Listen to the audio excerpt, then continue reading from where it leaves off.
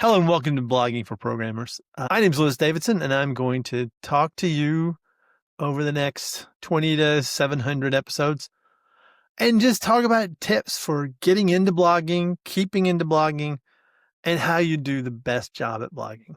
The first episode here is just to set things up. I want to clarify it. I'm going to give you the ideas. I'm not going to try to do this in seasons. I'm just going to keep doing it. And when I get done, I'm going to stop. I'll post them as often as I can. That might be weekly. It might be bi-weekly. Who knows? They're not going to be long. It's going to be really short tips. Other than this time where I'm going to keep telling you what it's going to be. Now I'm going to start and tell you what we're talking about. So the first episode, I want to set the way it's going to be. The thing I think you need to know the most when you start a blog. And that is, who are you writing for? And that's a really complicated topic. Not as complicated as it sounds, because I'm going to tell you how to do this with absolutely no real difficulty. And that is post for you. See on my board back here, I say once upon a time there was a blogger, and the blogger is you. Now, why are you writing to yourself? That seems really dumb, right? Well, I think of it like this. Have you ever watched a TV show where you could tell the writers had lived this? Or it was them. It was their idea. It was their feelings. They knew what they wanted to do. They knew why they wanted you to watch. That's exactly what you need to get out of blogging. You are blogging for yourself. Now, there's a few personas in your life you really need to think about. And by the way, don't turn me off at this moment.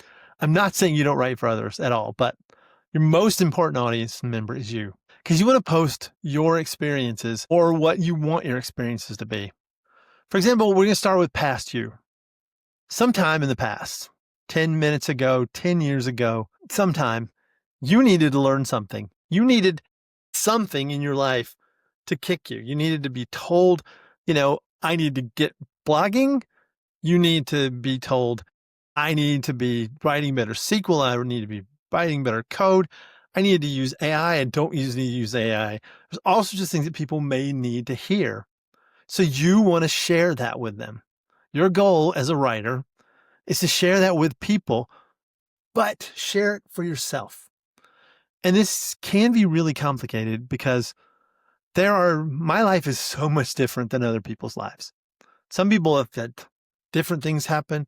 I did a podcast that I haven't posted yet. It probably won't get posted before this comes out. And it was about my experiences in burnout and how as I start a new vlog here, I tend to get involved in a lot of things, and I put these things on myself, and I'll sometimes work extra at work because there's things I'm excited about. And then I got things that I'm excited about outside. I got blog series that I've told myself I'm going to do. But some people are completely not that. They would like to work 10 hours a week, but their employers make them work 70 hours a week.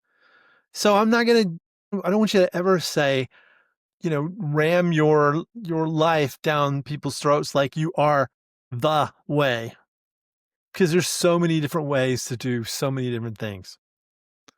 Okay. But when you're sitting down and you're like, I started using regex, and this is why I wrote a series of posts on regex. And the reason I wrote those set of posts, because I needed to learn it. And I said, I wish there was something out there that would be like I expected it to be. Now, was I the master of regex at the time? No. Am I the master of regex now? Absolutely not. I can read regex now for the most part. Some of the things people do with regular expressions are crazy, but I can read most of it. I know the gist. I can use AI to generate it sometimes and edit it to what I need it to be. But I did that because 10 minutes ago, I needed to know something. And I said, I can't find anything that just answers it for me. So I want to go through it. And sometimes your blogs are just going to be a reminder to yourself that you did that.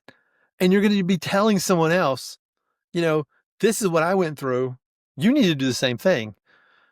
Okay. And we'll talk a lot about, how to pick a topic, what to do and stuff in a while. It's not going to come up next. There's a few little bits of setup you need to think about before you get started. But you want to make sure you're thinking about what past you wants. You want to think about current you wants.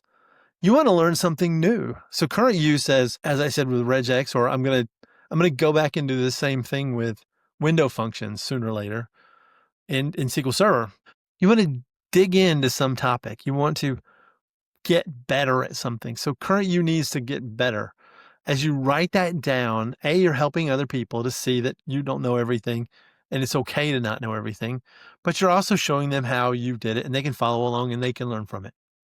And it's a good reference for the future.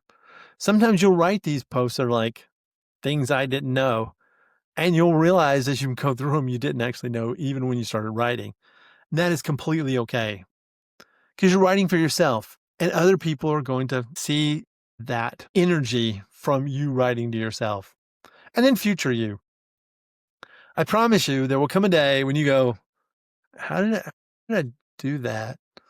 What did I know I had this query that I wrote. And if you know you put it in a blog, you know how to find it, you have the answer right there. You did it for you. And everybody else has the same thing. Someone else is looking for the same topics. We don't have any real original experiences as programmers, right? There's always just one example of a new thing. Somebody came up with relational databases. Somebody came up with Mongo and NoSQL. Those people, they came up with something new.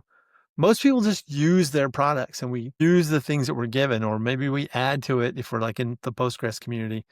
And we can add to the system. Now, I will note, you can probably tell, I'm a database programmer. I spent 3 years editing a technical blog of people. So I understand what it goes into a good technical blog. I may not know a good technical content of blogs, but I can tell when I look at one what I like to see and what makes it easy for me. You may like something different. I'm not saying every blog has to be the same. And I'm not going to try to like dictate you a style. I may give you some style tips along the way, but I don't want to see that. There's a little bit of organization every blog needs, but you don't have to look like everybody else's blog. I'm also going to be really careful not to bore you to tears with the things I see people writing. I asked ChatGPT the other day, what do you need to know to start a blog? And it's like, make sure you do this and you learn English and make sure you're doing this and all that. And you're like, this is why people don't write blogs. They think it's really hard. A bad blog with good technology content is fantastic. Like if it's hard to read, but yet the code's there, that's really, really good. Now be clear, be careful as you're doing this. Don't just write in your voice. And I'll get to that again later, but don't write in jargon and things that other people won't understand. Try to make it so everybody can understand it. And when you're thinking about that, I'll be honest with you, you're thinking of yourself. I left the company to go work with a company. And when that job ended, I went back to the same company. I feel like I'm lost in some respects because I don't remember all the things I used to know.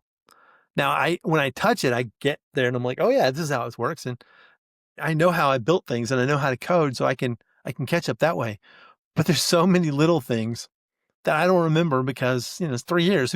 Who keeps in their head an acronym for something that they don't use for 3 years? And you're like, what is that? And some of them are new, and some things happen. So write for yourself. Think about yourself. Think about what you would want. If you see a blog you like, do it like that. Think about how you've read, think about what you like, and don't copy it exactly. We'll talk about plagiarism later, but don't copy people exactly. Just write what feels good, write what looks good to you. And later you'll really thank yourself. All right, thank you.